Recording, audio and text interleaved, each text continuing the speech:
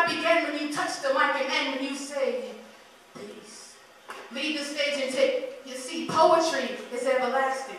When I dance, I am poetry in motion. And I'm forever dancing because everything moves in rhythm. The rising and setting of the sun is in rhythm with the moon singing harmonies of new days and new seasons. I am a living and breathing poem, saying more in silence than I ever can on paper or any stage. Check it.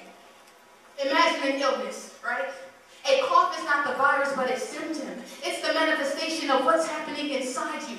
Just as your smile is not your happiness, just an expression of it, which means to depict on paper or touching the mic to spit is a symptom of what has happened to you. It's not the poetry. We live poetry.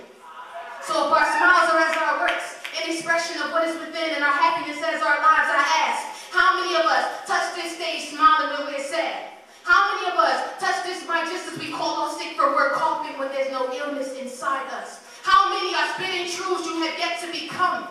No, this is not a wake-up call to say practice what you preach, but to preach what you practice. See, my poetry doesn't begin when I sit down a pen and pad or when I feel ever so inspired to scribble on napkin corners or even when I'm standing center stage. It's everlasting because it's how I'm living. I never touch this mic wishing I feel this. I'm giving assertion, a first-hand authentication of fact. I'm here to testify or give testimony. See, they'll always fail if you test the phony. So let's stop running, divide, and conquer.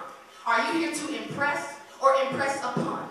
Do you define or are you being defined? Because I bring definition. And if you can't stand my heat, then get out the kitchen. But to tell the truth, I ain't started cooking. You just can't stand to listen. It's time to deliver this truth like it should last. You gotta spit like your life depends on it. Rip it like your life depends on it. Because I'm gonna bring the heat every time. Because my life just may depend on it.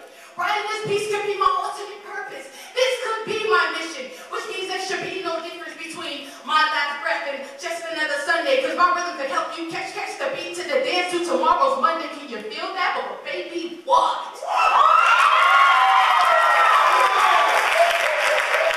Your reactions found my motivation, see. I'm predestined to spread the gospel through the nations, and I don't always see the fruits of my labor.